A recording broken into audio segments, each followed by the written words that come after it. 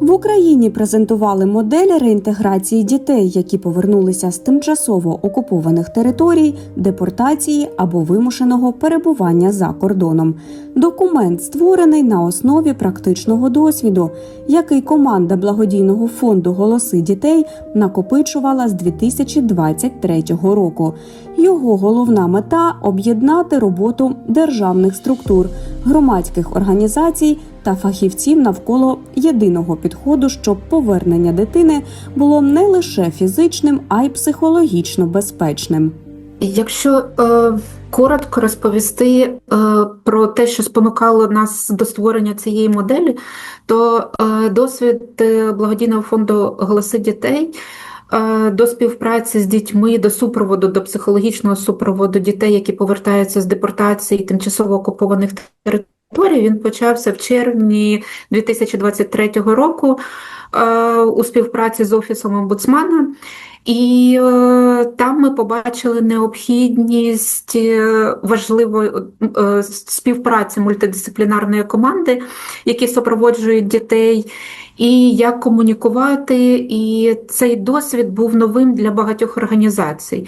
І таким чином, працюючи з 2023 року, виникла необхідність зібрати цей досвід в певний документ, і для того, щоб в подальшому організувати таку системну структуровану підтримку дітей, які повертаються. І в процесі вже, коли ми почали розробляти цю модель, яка базується безпосередньо на нашому досвіді, ми зрозуміли, що реінтеграція – це не тільки стосується дітей, які повертаються з депортації тимчасово окупованих територій, а ще й дітей, які повертаються з вимушеного виїзду за кордон, і вони повертаються в Україну. Повернення додому для багатьох дітей стає початком нового складного етапу. Вони змушені адаптуватися до нових міст, шкіл, оточення та умов життя. Водночас усіх дітей, які пережили війну, об'єднує досвід втрат, невизначеності та порушеного відчуття безпеки.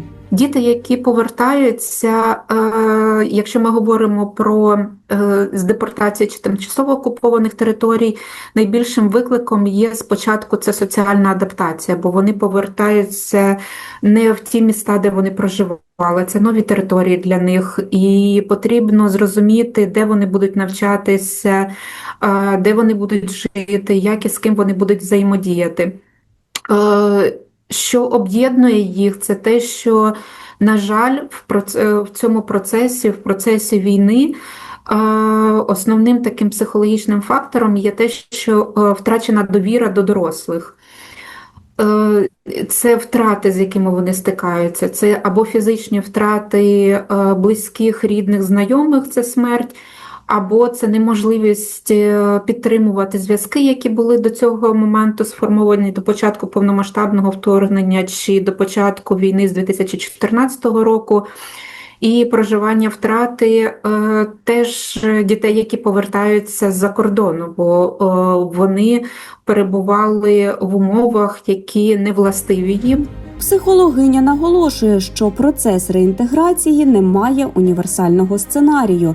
Одній дитині достатньо кількох тижнів підтримки, іншій можуть знадобитися місяці або навіть роки.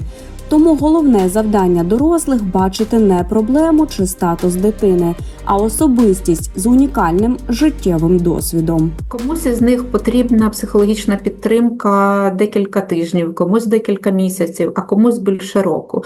І це залежить індивідуально в кожній історії, бо кожна історія має свій досвід до повномасштабного вторгнення і під час проживання повномасштабного вторгнення, і досвід повернення.